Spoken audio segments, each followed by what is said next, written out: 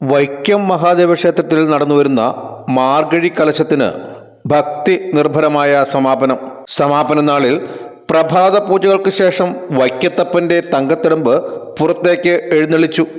വിവിധ വാദ്യമേളങ്ങളുടെ അകമ്പടിയോടെ 3 പ്രദക്ഷിണം പൂർത്തിയാക്കി എഴുന്നള്ളിപ്പ് സമാപിച്ചു.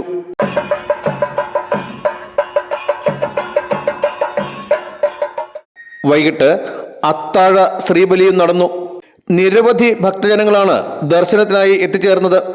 തിരുവിതാംകൂർ മഹാരാജാവിൻ്റെ കൽപ്പനയാൽ നടത്തപ്പെടുന്ന കൽപ്പിച്ചു കലശം എന്നറിയപ്പെടുന്ന മാർഗഴി കലശത്തിൻ്റെ ഭാഗമായി 30-ന് രുദ്രപൂജയും 31-ന് ഉദയനാപുരം സുബ്രഹ്മണ്യ സ്വാമി ക്ഷേത്രത്തിൽ ഉദയാസ്തമന പൂജയും നടത്തപ്പെടുന്നു.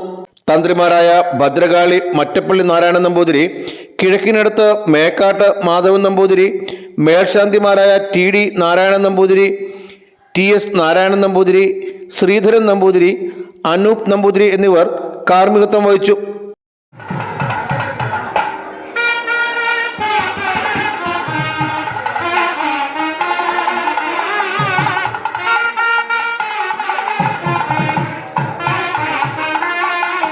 പരശുരാമനാൽ നിശ്ചയിക്കപ്പെട്ട ആട്ടവിശേഷങ്ങളിൽ പ്രാധാന്യമേറിയ മാർഗഴി കലശം മാർഗഴി മാസത്തിലാണ് നടത്തപ്പെടുന്നത്.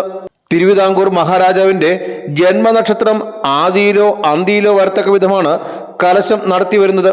മണ്ഡപത്തിൽ വെള്ളിക്കുടത്തിൽ ബ്രഹ്മകലശവും വലിയ ചെമ്പ് അണ്ടാവിൽ ജലദ്രോണിയും പൂജിച്ച് നിത്യേന 101 കലശം ഭഗവാന് അഭിഷേകം ചെയ്ത് 10 ദിവസം കൊണ്ട് പൂർത്തിയാക്കുന്നതാണ് മാർഗഴി കലശം.